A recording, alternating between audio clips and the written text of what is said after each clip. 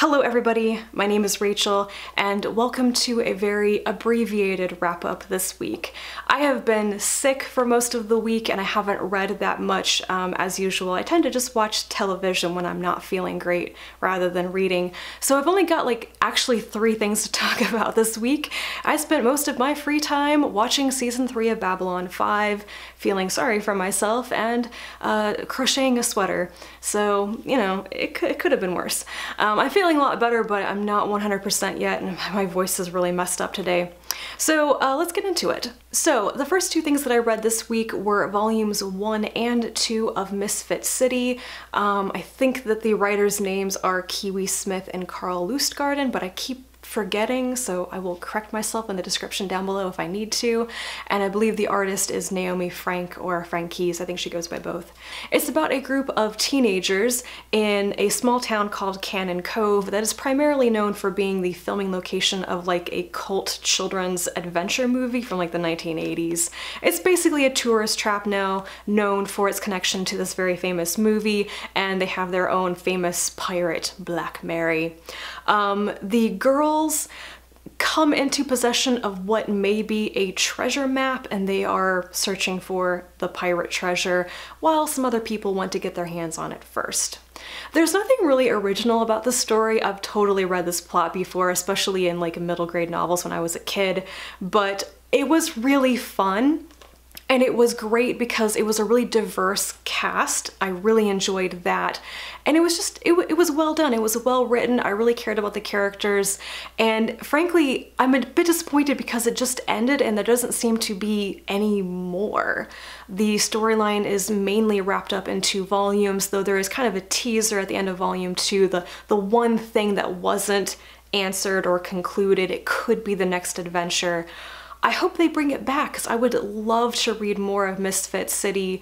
For now, I think I will just have to go see what the creators of it are doing now and see what their current projects are. And the artist, because I really liked her artwork, she seems to have worked on other comics as well. So, yeah, I guess I'll go read their other stuff to console myself that there isn't any more Misfit City. Because like I said, it wasn't anything highly original or unique, but it was good.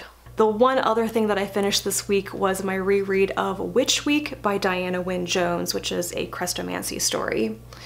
This is one of the Crestomancy books that I had reread before, so I remembered the story very well.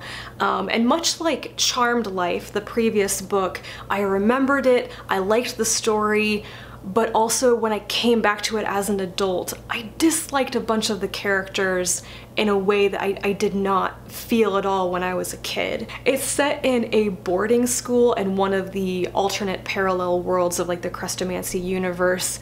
And in this world, witchcraft is incredibly common but very illegal, and they still burn witches at the stake. And this particular boarding school is known for taking in witch orphans, the children who have lost a parent or 2 parents to being witches and such.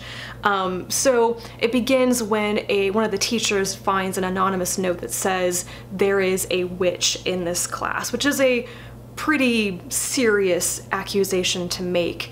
Of course, the children in the class get wind of this and the rumors are flying and all the kids are wondering who is the witch.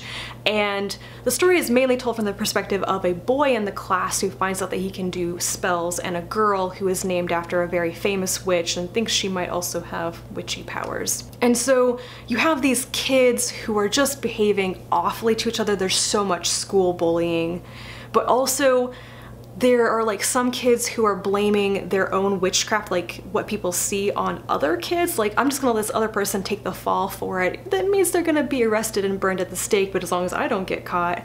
And when I was a kid, I think this just made sense to me. But as an adult, I'm that is morally a terrible thing to do. So it is a fun story. There's some hilarious things in it, but I was held back on just being an adult and knowing how really serious some of this stuff is. And of course the best part of the book is when Crestomancy shows up, and it's Christopher Chant as Crestomancy, and he investigates and puts everything right, and you know, he's fabulously dressed. He doesn't show up in any of his dressing gowns in this one, which makes me sad. I live for the descriptions of his dressing gowns, but anyway. So it was good, but not as amazing as I remembered it, just because the kids are awful. So I think I have 2 more novels and 2 more short stories to reread in the Crestomancy series, and then I will be done with rereading all of that. So that is pretty much it for me right now. I don't know what I'm going to read next, to be perfectly honest. I've started a bunch of things and I'm not actually in the mood to read much of anything. So I may just read more children's stories and move on with The Magicians of Caprona, or I don't know, listen to a bunch of podcasts and work on my 5,000-piece jigsaw puzzle. We'll find out. Yeah, I think I'll leave it there. My brain is drifting off. So let me know if you've read any of these books and what you think about them, and I'll be back to talk to you again soon. And until then, bye.